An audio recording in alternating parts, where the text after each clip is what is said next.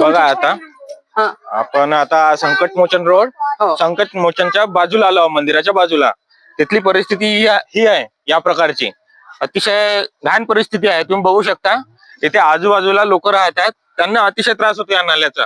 इथे कचरा जमा झालेला आहे. इथल्या आजूबाजूच्या लोकांनी कितीतरी तक्रारी केल्या तरी सुद्धा हा नाला साफ केला गेला नाही. या प्रकारची अवस्था या नगर परिषदने करून ठेवलेली आहे. इथली सरकारने इथली दखल घ्यावी अशी माझी त्यांना नम्र विनंती आहे. आणि आपण आता यांची प्रतिक्रिया घेऊया, बघूया काय म्हणणं आहे यांचं. तुम्ही आधी तक्रार केली का या नाल्याची? हो, दिनेश भाऊला जाऊन सांगितलं मी ना. हो. भाऊ म्हणला ते मच्छर आमचे लहान लहान लेकर बिमार पडून जाईल, एखादी मरून जाईल, तुम्ही इथे काढायला लावा जरा असं म्हणलं. तुमच्याकडे माणसं आहे, आमच्याकडे माणसं नाही आहे. नाही तर आम्ही स्वतः करून घेत होतो म्हणलं. मग तो टॅक्स भरणं हे करणं हे कशासाठी आहे? हे काय करायचं मग त्याचं?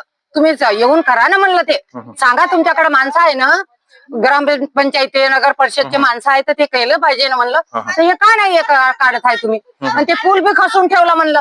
हा, त्या गोट्यामुळे पूर्ण पाणी अडून गेलं म्हणलं. तुम्ही काहीच नाही करत आहे तर आम्ही कसं करावं म्हणलं. तुम्ही पाठवा बा म्हणलं माणसाले. हो म्हणे उद्या पाठवतो म्हणे. उद्याचे आज 8 दिवस झाले. मग आता काय करावं? बघा असं आहे, तक्रार करून सुद्धा काही फायदा नाही. वार्ड मेंबर यांनाही सांगितलं तरी सुद्धा त्यांनी याची दखल घेतलेली नाही. माझी कलेक्टर साहेबांना हात जोडून नम्र विनंती आहे की लवकरात लवकर याच्यावर ऍक्शन घेण्यात यावं आणि ज्यांनी काम केलं नाही, ज्यांच्यापर्यंत ही तक्रार गेली आहे त्यांच्यावर योग्य ती कारवाई करण्यात यावी. बघा आता तुम्हाला पुढच्या परिस्थिती दाखवतो नाल्याची, घराची. इथे लेकरं वगैरे खेळत असतात लहान लहान. या सगळे लहान लहान मुलं आहे आमचे. हे बघा इथे घर आहे.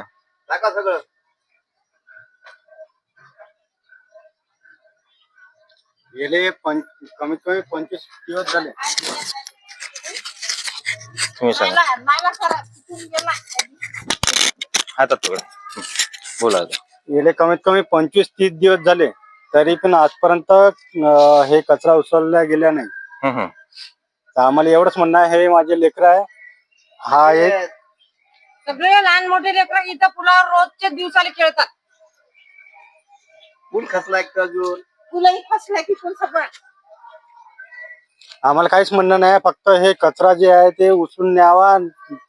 ज्या दिवशी तुम्ही फक्त पुलावर नाही ठेवायचा, ज्या दिवशी उचलायचा आहे त्या दिवशी ट्रॅक्टर घेऊन यायचा आणि घेऊन जायचा. बघ काही नाही, बघा आता ही परिस्थिती आहे. द्या त्यांना त्यांच्या हातात.